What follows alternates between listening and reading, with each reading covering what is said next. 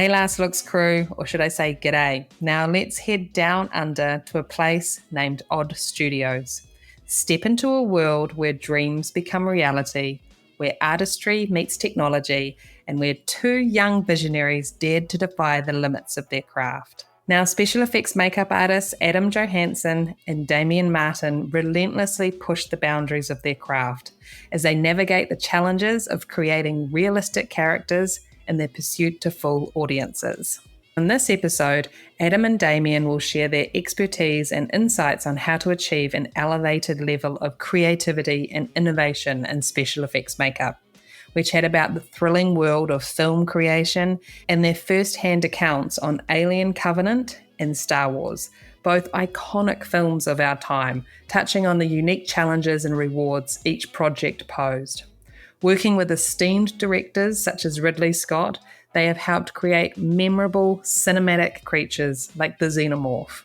These experiences underline that maintaining the highest standards and continuous learning can lead to opportunities to work on impactful, iconic films that inspire and entertain generations of audiences. And I was lucky enough to meet and work with these guys briefly on the last installment of Pirates of the Caribbean, shot on the Gold Coast of Australia a few years back. And in that time, I saw firsthand the art and detail they put into their work and how well they come onto a project and collaborate with all involved.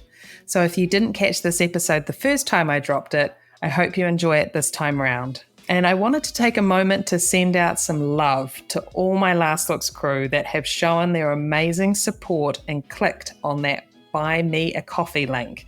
It means the world to me, and it has already been a great help. At this stage, the donations are going towards boring technical stuff like helping to pay for the subscriptions for the recording and editing programs I use. So your coffee purchases are literally paying to help the podcast be made. Thank you, thank you, thank you. And if you're hearing this and you have no idea what I'm talking about, check out the Buy Me a Coffee link in the show notes. It's just a fun way you can help support this little beast of a podcast and keep it running for episodes to come.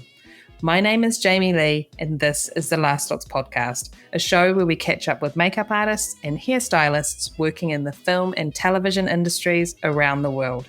And today, on this rerun episode, we are joined by Adam and Damian from Odd Studios. Okay, on with the show. And now, a word from our sponsor. Parish Effects is a full-service effects lab and prop shop in New Orleans, Louisiana. Parish Effects specializes in fabricating custom props and practical effects that will take your production to the next level. Parish Effects works closely with you to ensure every detail is perfect, and their professional effects artists are available to work on set when needed. Parish Effects is your one-stop effects shop for makeup prosthetics, props, fabrication, and in-person special effects makeup classes. Parish Effects. Elevate your production today. Visit parisheffects.com. And now, our feature presentation. Pictures up. Last looks. Rolling. And action.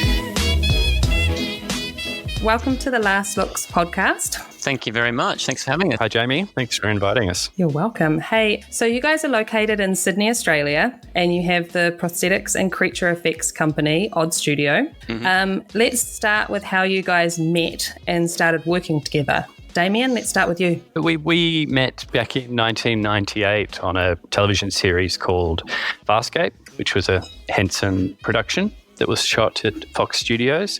All the pre-production was done in the UK at Henson's, and then they set up shop over here. So as a UK crew came out, and Adam and I were the first two Australians employed in the creature shop. So yeah, we met over 22 years ago now. So that was just in the creature shop. So did you guys make it onto set at all? No, it did make it onto set. I would do a lot of applying makeups in the morning and then going, making sure everything was all right. And then my assistant would go on set and look after the character. And then I'd go back to the workshop to do running of the next, new appliances or pre-paints or, any number of getting the next round of creatures and characters ready, along with there were about 20 of us. So it's quite a big crew. That's nice having that variety. It was. And it was such a hungry beast that we made so much. Yeah.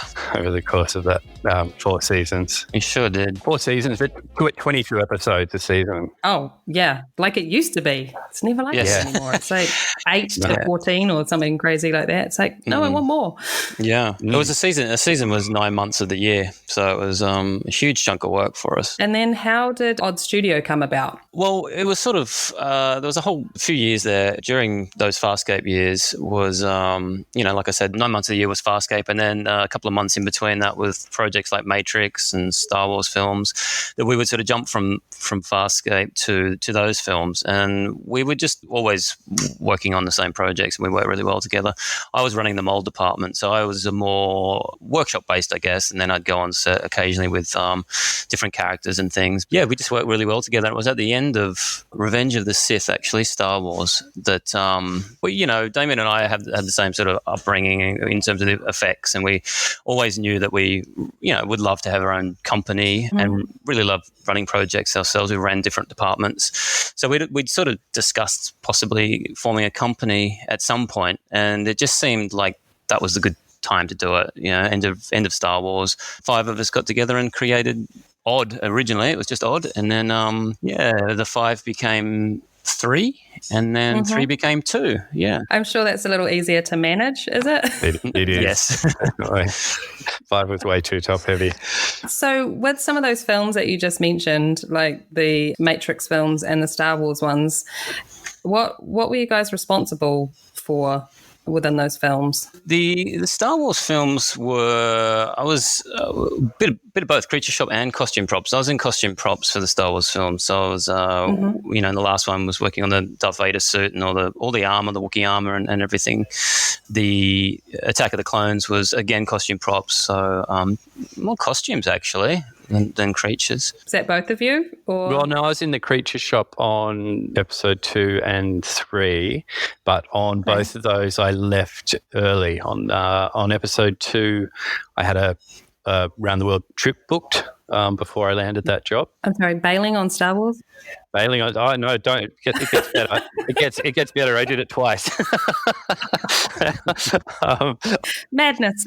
On the 3rd film, I got asked to work on a film which nobody's heard of called Man Thing and supervise the creature suit. Build on that, and it was just a sort of smaller crew, I suppose. Yeah. With more responsibility for me, so I left that. Yeah, so I finished up on Man Thing at the same time those guys, Adam and our other friends, finished up on Star Wars. Okay. And what about the Matrix films? The Matrix films was sort of set deck for me. So the huge statues and things we were producing. It wasn't on Matrix for a huge point. No.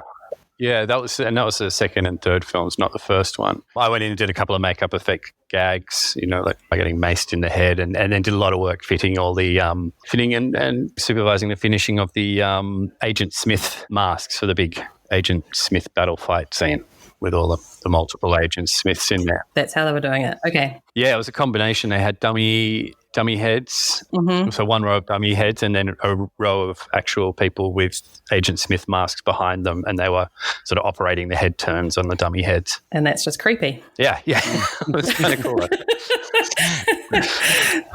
So now Odd Studio's been involved in some pretty amazing projects. What were the ones that you've been like kids in a candy store working on that you're just like, I cannot believe we are doing this right now?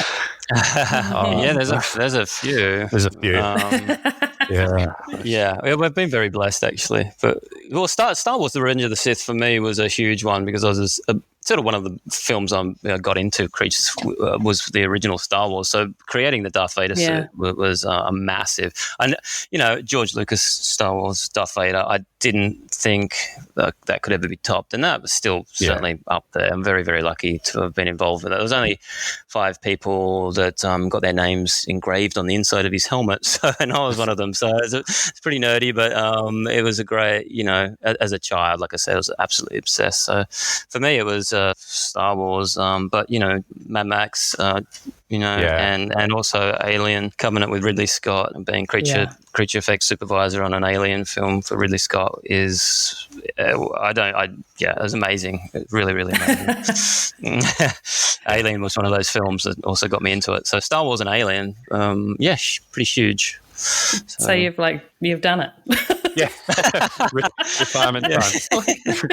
Retirement, yeah. So on Alien Covenant, what were you guys responsible for doing in that? Like, what I understand there's just so many elements going on with that. Yes, that was a huge one. And that's sort of one of my favorite projects because of the diversity of work as well. There are some great projects that we've been involved with that are predominantly prosthetics. Like I mentioned before, some costume work, some prop work occasionally, but Alien Covenant was a great mix of all, prosthetics, creature effects, puppets, all practical sort of old school stuff. Yeah, creature-based set pieces. And so it was, she mentioned, so it was Connor O'Sullivan's company, Creatures Inc., came over from the UK, and I sort of met up with Connor before the film sort of happened here, and then he was sort of supervising, I was supervising, and we sort of brought Odd Studio and Creatures Inc. together. So it was a combined company venture, and it was really lovely, actually. Had a great time working with those guys and met some, wonderfully talented people from the UK. And we, at one point, I think we were about 45 people in the creature shop. And we had, when I first met with Connor, there wasn't going to be, it was mainly a few puppets here and there and some prosthetic effects. But as the project sort of kicked off, Ridley really did want the creatures, people in suits, So we ended up just very quickly, our workload increased by 200%. It was just like all of a sudden what we discussed for months was sort of, that plus all these full creature suits of the xenomorph and the neomorph. So we had animatronics, creatures, puppets, prosthetics, just you name it. We sort of, built it on Alien. And that's why it sort of remains probably my favorite experience at the moment. But yeah. So even things that ultimately wound up being CG, there were practical versions of it on set for him to shoot and light and for the visual effects people to reference. You just had to get everything ready to be 100%, or? Yes, we did. Yeah, we really did finish everything to 100%. And I mean, we had a pretty good indication and a fair idea that a lot of it was going to be replaced by CG. But Ridley really loved Ridley's style, and he loves to have things on set, and he uses the practical elements to work out, how he wants to shoot something. So, I mean, we've certainly kept on our toes. We would have these storyboards and really discuss, how we're going to shoot something, what we were going to build, and get on set, and Ridley would sort of flip that and just kind of like change his mind, and I love that as well. You certainly have to be ready for almost anything, and it was we'd have everything fully built and shot on, and it was a lot of fun. It was a crazy pace we worked at though. It was 9. That project again I think I was on it for 9 months, and I was pretty shattered at the end. I mean, we all were, but I would imagine. Yeah. So with is it animatronics you said? Mm-hmm. Yep. Yes. Yeah. Do you guys build that? I mean, do you have a background in electronics, like how all that works, or do people specialize in building that? Like, how does that work? We do have people specialize in animatronics, and so I mean, we all kind of we like to, Damian and I like to cross over and do everything that we can, but there are certainly artists that are better at certain things than we are and specialize in certain areas. So for me personally, I was more of a supervisory role. I would get to sculpt. I love sculpting and designing and applying makeup, so I still had my hands in that, and there was a lot of lucky to do some of that, but we left the animatronics to the professionals on that one, and we had five animatronic people at one point. Were you both going to set at different times? Were you on set too, Damian? No, I was mostly paint finishing, as well as sort of supervising some of the workshop goings on. Also had my first daughter during that time, my first and only daughter during the pre-production of that, so that was added another layer of. You were busy, exhausting there, but for that reason, trying to maintain hours and support my partner as well. So not going on set was quite advantageous for that reason. Yeah. I have a question that it may be a stupid question, but with the alien, with all that stuff that comes out of their mouth, did you guys have to do any of that? Like, what is that? What did you use? All the slime, you mean? Like all the goo and... There's just lots and lots of methicel, really. Yeah. The slime. Just like different truck tons of it. Tons of it and different consistencies of it. So it was like KY and methicel and blood, just kind of like goop. Ridley was, Ridley loves to get in there himself. So, yeah, he does. He really does love it. And he would get in there and he, would often, I'd be dressing something and he'd come in right next to me and he'd be like, calling for yogurt and things like that from catering to dress, pasta and yogurt and things, just real textures and onto the pieces, and was always sort of repeating. Yeah. Well, that's what he did on the original Alien, so he loved letting us all know that this is what he did on that one, which was really fun. Yeah, I think it always is cool when the boss is getting in there and absolutely getting in their hands dirty. It's a good time. Yes. What was one of your favourite, I guess, rigs or puppets or animatronic creatures that you did on that? What was your standout moment? Well, I think for us, or certainly for myself, doing the xenomorph, which is the beast, the alien of all aliens. The thing that gives people nightmares. Yes, exactly. So being able to give Ridley an earlier version of that creature that we've all seen in Alien was that was the high point. Just being involved in that, such an iconic design, Giga design, that it was like, I don't really know how you top that. So it would definitely be that. But it was that, the facehugger. Yeah, all those classic creatures that just haven't aged design wise. They're timeless in that sort of sense, that they're just as effective as a scary outer space creature today as they were 30 years ago. Absolutely. And you guys got to build a whole bunch of the eggs as well, right? Yes. Yeah, but there was a whole set. I mean, there was a couple of the best sets I've been on. I think was the egg room in Fox. We filmed it at Fox, so they built the egg room, and also David's lab, which was a whole bunch of crazy AIs, inventions and creatures and failures of failed experiments, and that's so cool. It was so fun.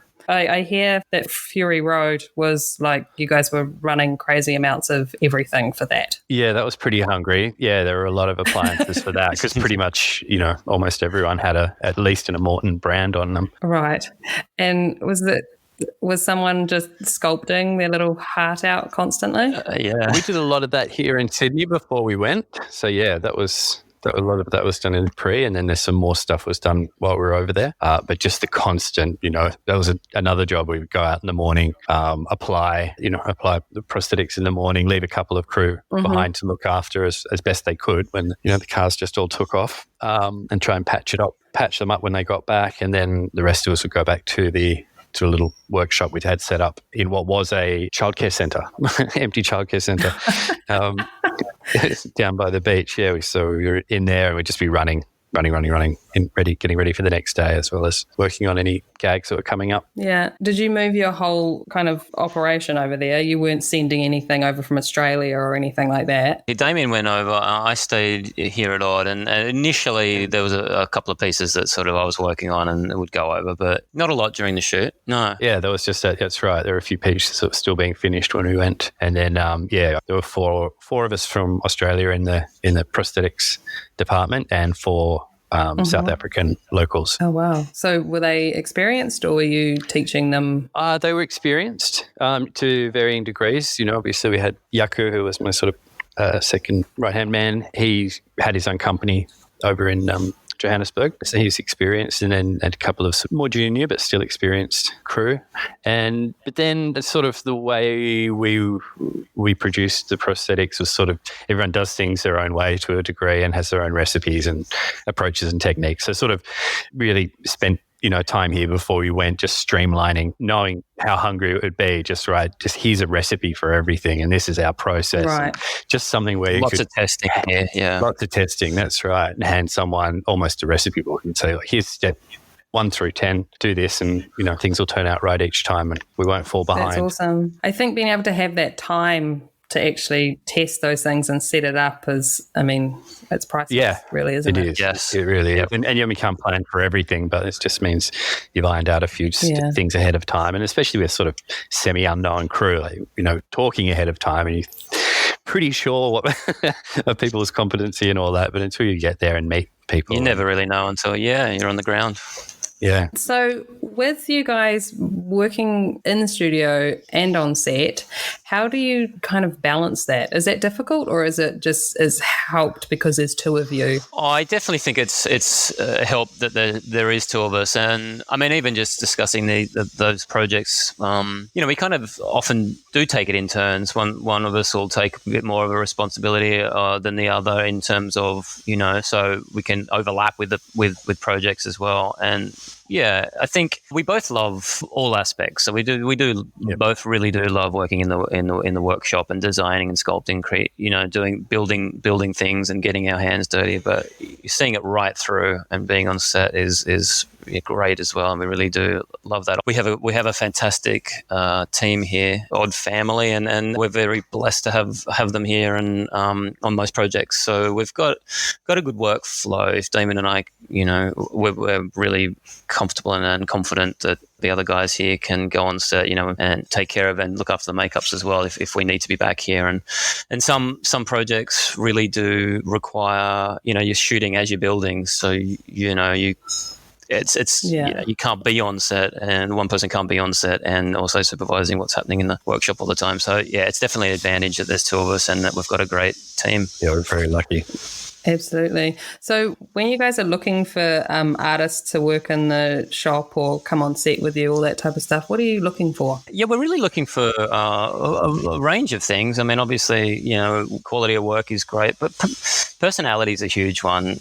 Just someone that can really, that's fun to be around and works well in a team. And, there are no egos. So it's all people just chipping in and working together is such a huge quality that we look for. And that passion, that passion, just the people that want to, that are excited about it and into it, really comes across, because there's an eagerness to learn and work together, and that often comes with less ego as well, which is nice. Yeah. When you're doing those kinds of hours, I think it's necessary, isn't it? That's right. That's right. Yeah, I was going to say that. You, for anyone that's sort of starting out, and we get so many people coming through here and we take on work experience, and that's one of the biggies. It's like you really have to just be prepared to work crazy hours. It really does have to be absolute passion, because as you know, Jamie, it's sort of not normal hours. No. So, and if you didn't like what you were doing, it would be, I can't even imagine, it would be torturous. Like, it would That's just be right. horrid. If you're going to spend 16 hours with a group of people, then you really want to get along and enjoy what you're doing. yeah, Absolutely. Not take yourself too seriously either. Got to have a laugh. That's right. So when you guys, either when you were coming up or even throughout while you guys have been working, is there one piece of advice that somebody gave you at some point that you were just like, yes, that has really helped me throughout my career? Oh, yeah. I feel like there's been a lot. But I think probably the first bit of advice I got when I started out, I did work experience at a company that was making animatronic puppets. And then from there went to employment at a company that built animatronic characters for theme park rides. But there was a head puppeteer animatronic technician working at the company where I did work experience. And, I was always into making stuff, as Damian was. Even as a kid, I was always sculpting or drawing or just creating things. And I had a bunch of little things to show them. And they were encouraging. But, this one guy was like, there's always someone better than you. You're just going to have to, accept that there'll always be someone better, and you need to use that as, as inspiration to sort of better yourself. And I remember thinking, I wonder why he's sort of saying that. Was it to discourage me or not? But actually, yeah, I couldn't agree more. That there's always someone to get inspiration from. There's always artists out there that are always inspiring me anyway, peers and colleagues. And I think I don't know. That piece of advice was sort of, well, it wasn't really advice, it was a statement, but I took it as advice to, Yeah. What about you, Damian? Yeah. Look, I've kind of, I don't really have one piece of advice that someone's given me, but just the attitude that you should never be limited by not having access to things as an excuse to not be making and creating. If you have a drive to do it, you'll find a way to do that. And yeah, that's that excuse, I can't do that because I don't have the right product. I was a bedroom, terrible prosthetic makeup artist when I was in school, putting together a crappy little portfolio, but with nothing, there was no access. There was some sort of theatrical makeup shops that I found, but it never stopped me from giving it a go. And if you couldn't get something, trying to find what I could substitute to make things with. And I think that right across film, that being able to improvise and just make things work is a really healthy. It's been a really healthy tool in my toolkit. Yeah, making something out of nothing. Yeah. No, that's right. I certainly think in Australia, like being here, like in those early Farscape days, we really did have to, with all the English guys coming over, we had to find a lot of materials and be quite resourceful with things that weren't available here. I think that really, we still do that. We're still looking for materials and things from other industries that we could, well, we were always tinkering with processes and things like that. So, yeah. You're always troubleshooting, aren't you? That's right. Yeah. Constantly trying to figure out how we're going to make that work. So I was interested in, you guys did some work on The Invisible Man. Yes, that's right, yeah. It's a tricky one because it's sort of a bit of a spoiler. It's a bit of a spoiler, yeah. Hang on, the film's out. The film is out. It is out. Yeah. It is out. Yes. Okay. But I guess it's tricky because it's sort of out at the cinemas, although you can stream it. So it's sort of, I guess, DVD release. But yeah. Anyway, if you haven't seen it, maybe tune out now. But if you've seen it, we made the suit. So the Invisible Man suit is what Odd Studio designed and created. A couple of versions of those, and that was such a challenging, fantastic, crazy ride with Lee Wannell, the director. We love working with Lee. It was so fun. His take on it was really unique, and I really enjoyed the film. But I don't know if you've seen it, Jamie, but I haven't. So I was about to ask. So those who haven't seen it but would like to know what you are talking about, what do you mean the suit? He achieved the invisibility. I don't know where it's kind of I'm like. like, did you make someone invisible? Because this is freaking me out. Yeah, and you can buy that now on Amazon. But in the film, he achieves his invisibility via a suit, which is multiple cameras and sort of based on military tech. So it was a whole suit that covers every inch of your body with little mini cameras that sort of are recording and projecting. Terrifying. So the one that we built's not functional. No, but where does this idea come from? Is this an actual thing that someone has been trying to make or has made? It's been studied. Yeah, it's that people have tried to do it. So you're basically projecting what's behind you onto the front of you. Filming from behind and sort of projecting forward. Yeah, it's sort of like, so it looks like you can't see because you're looking straight through something. And so we did build the suits, and then of course visual effects did a fantastic job on sort of tweaking that and glitching the suit out. So there's lots of scenes where it's sort of half working, half not, sort of coming to, and then the lenses are all sort of the irises of the lenses are all working and things. That was all done visual effects. But the challenge for us was making a suit that was tiled in little hexagons, and you can imagine. Yeah, we're talking around the fingers, over the full head. It's a hooded, hands, feet, everything was covered in these. So trying to tie, and the thing super comfortable. Yeah.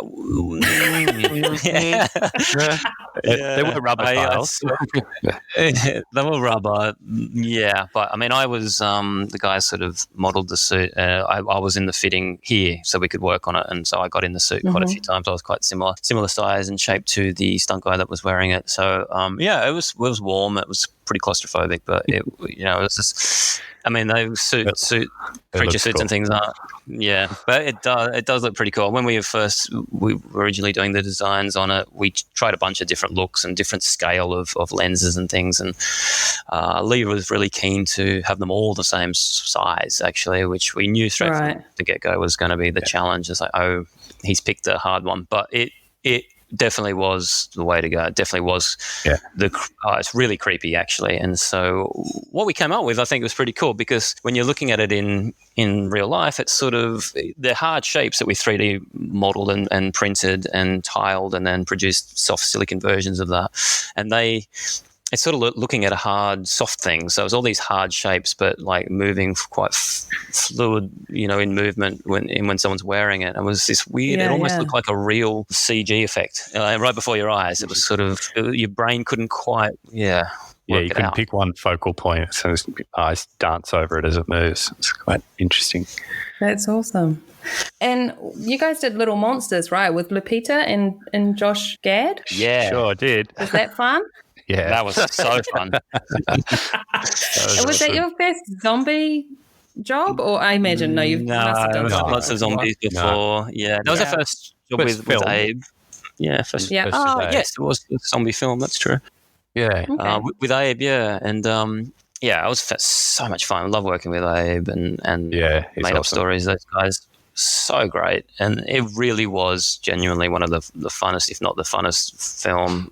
We all had so much fun with all the kids. And it was just great. It was sort of really, he came in initially to the initial meetings and you having a look at the other zombies we'd done and was just like, want you guys to sort of come up with something. I love your work. So it's sort of like, I trust you guys to sort of play around with some different looking zombies. I'm trying to, he would like, to explore the zombie thing, but trying to do something a little newer, which is really hard in the zombie world because everything's been done before. Everyone's had a bite at that apple. But nice that he had that trust in you guys to be able to kind of hand it over. It was lovely, more. Yeah. And everything we sort of were like, hey, what do you think about this? And what do you think about the Echidna Man? And what do you think about that? And he's like, yeah, love it, do it. That's what you want to hear. That's awesome. Candy store, yeah. Yeah, that's right. Yeah. And just so much blood and guts. It's great. Yeah, that's right. Yeah, and kids. And I got my two girls in the film. Yeah. I got my two girls in the film. Yeah. Oh, that's cool. So and a bunch of family friends and other kids as well. So yeah, they're in a movie and they met Lupita and that was a great experience for the kids as well. So yeah. Oh, awesome. Yeah, I know Lupita. I've worked with her. The first time I met her was on Black Panther, and then on Us as well, on Jordan Peele's Us. Oh yeah, right. Wow, she's great. Yeah, fabulous. Yeah, she is. Yeah, she's lovely. I wanted to ask, throughout like everything that you've done, what would stand out as being the most challenging thing that you've worked on, whether it's an entire job or just one gig, like one setup? What would that had you almost pulling your hair out, that you were just like, oh man, I don't know if this is gonna happen?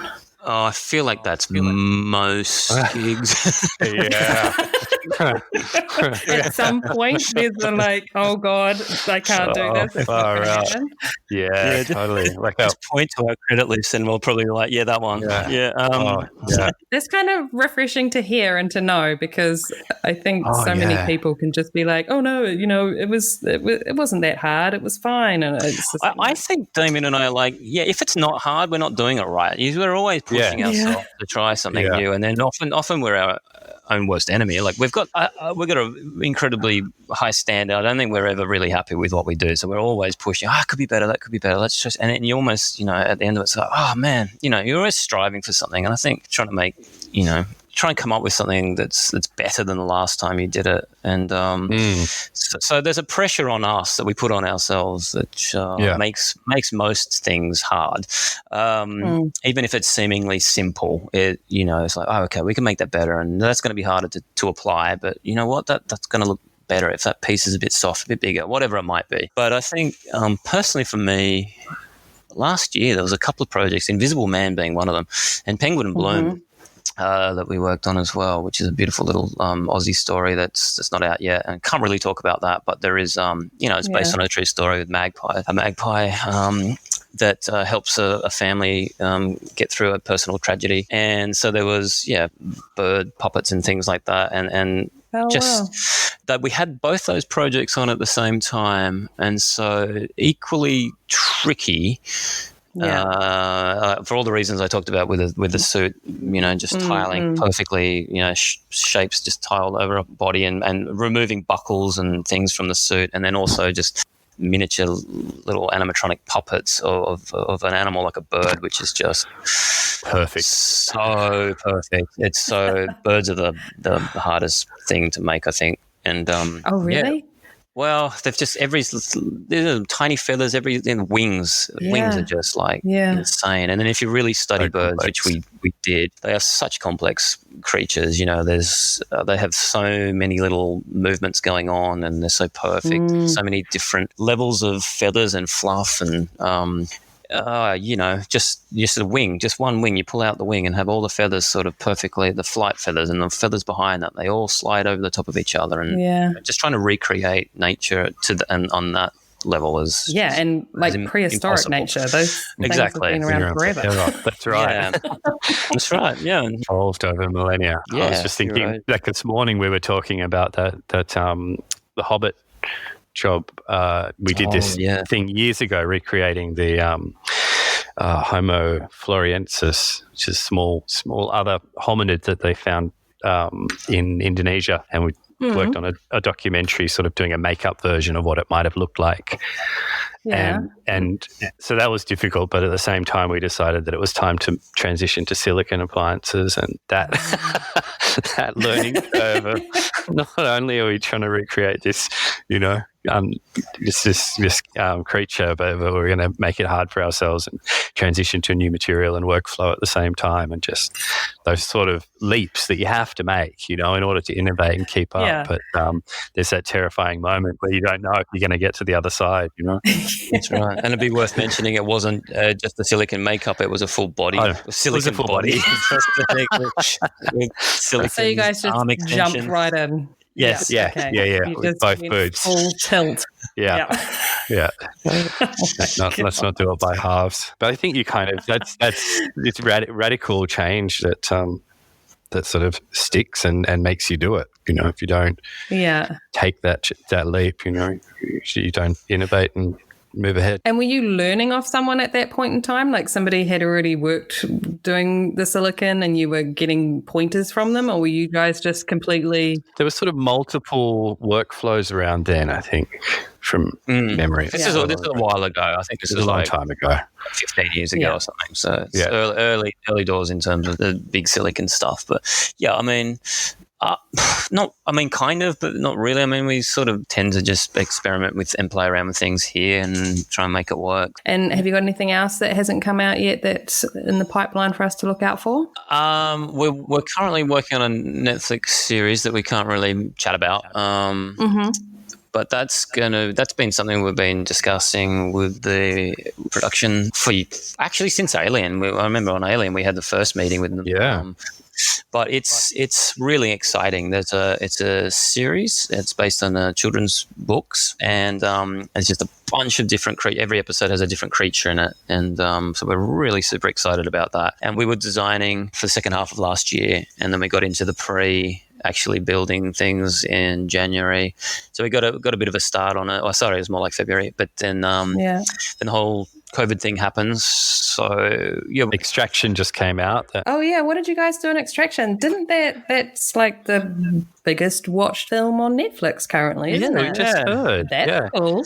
we heard that. Look, lockdown's good for viewing. We did the prosthetics on that. So some bodies and some stunt bodies and prosthetic scars and a couple of wound things, scars and wounds. And dummies. Was it shot in Australia? Dummies. Yeah. No, it was shot in India and Thailand. So how did you guys get involved with that? Matteo Silvi, who does Chris Hemsworth's makeup, made contact when they Oh, did cool. that. Some work years ago when he was working with Leslie Vanderwalt on one of Baz's. Which one was it? It was the Gatsby. Oh, yeah. Gatsby. Yeah, we did some wounds for them on that, and he just made contact when he got it. And so That's very cool. How often are you guys doing more than one project at a time? It depends, but I mean, well, that was a couple. It's just come out now, but I guess there is another film that's coming out. I haven't spoken about. It's called Fat Hope. So that was shot over in Singapore.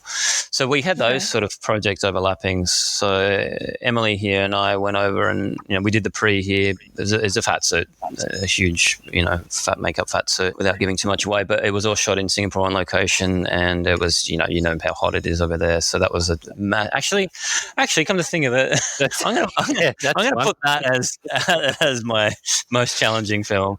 There you go. I'm changing my answer. I think I blocked it out. I think that's what's happening. Yeah, it does happen. It does happen. So that was like a technical nightmare. I'm really happy and with how she looked, the makeup. But it was so Emily and I did that over in Singapore, and then Colin and Damian were doing Extraction, which was then called Dhaka.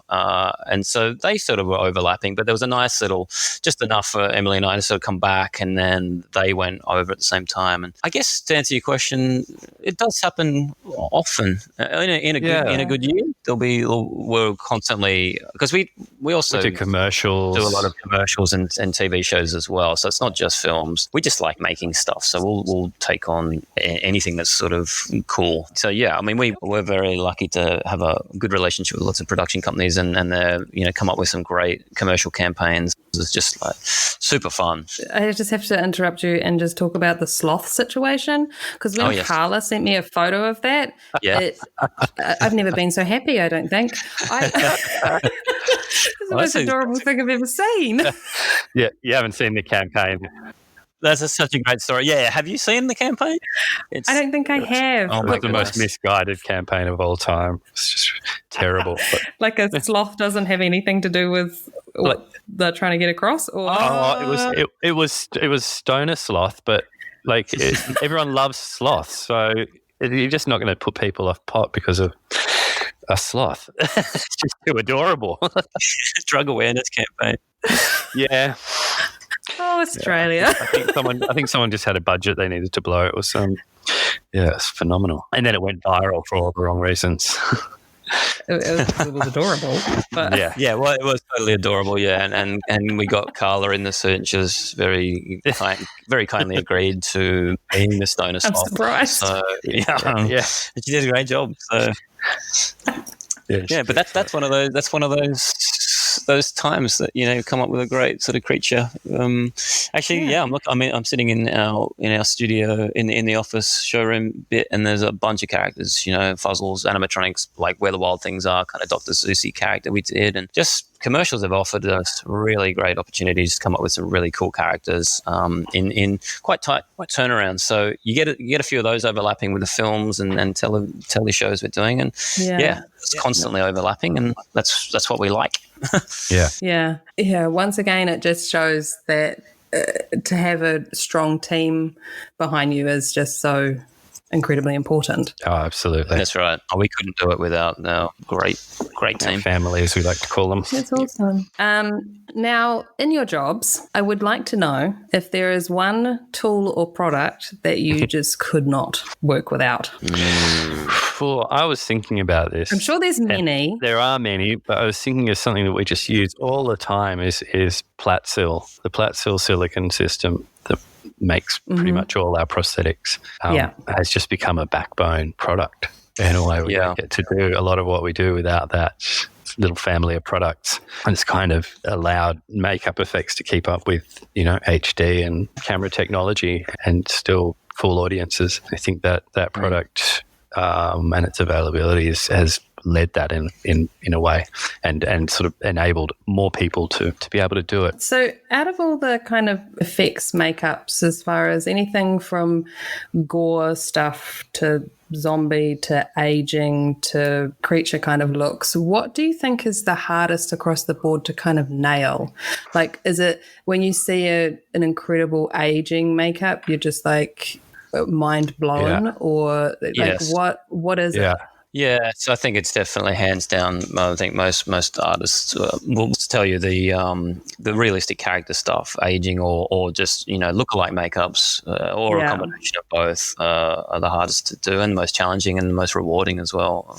Damian and I have always sort of had a fondness and sort of build a reputation on some old age makeups and just sort of realistic old age makeups and character makeups. Yeah, and that's because coming from the sort of Dick Smith days, it's Rick Baker. That's sort of the holy grail, a convincing person, a convincing character or aging makeup that can hold up to someone walking down the street. Is just we're all used to looking at each other, so to fool somebody, to not question that that's a real old person or that's somebody other than they are, not question that is the most challenging thing. It's amongst all our makeup effects nerds, I think all the different shops around the world will different posts and things, and you often get a lot more likes for a shredded finger or something than you would for a nose or something that's so hard to do. But we all enjoy looking at each other's realistic stuff the most. Yeah, well, it's the subtlety, and like if you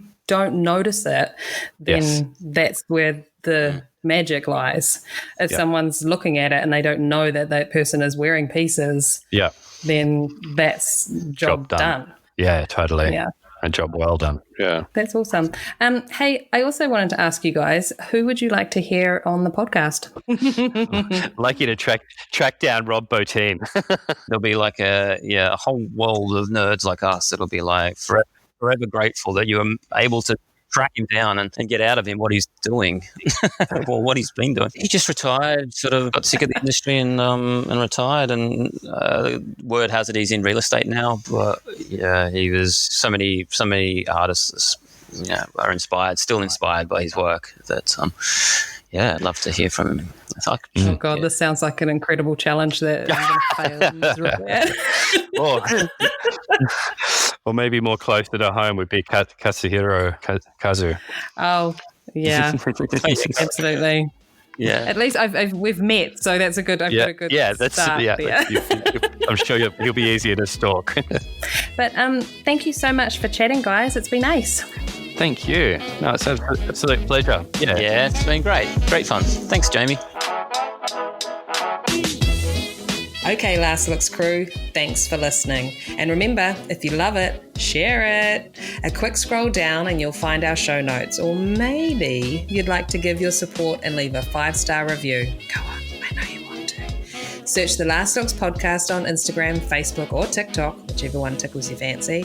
And a massive shout out to the husband, Brett Stanley. Without his patience and tech support, this whole podcast situation simply does not happen. And cheers to Liliana Rose for her fabulous voice acting talents. Okay, Last Looks crew, that's a wrap for me. I don't need to be told twice to get out of here, so bye. I'll catch you on the flip side. That's a wrap, people.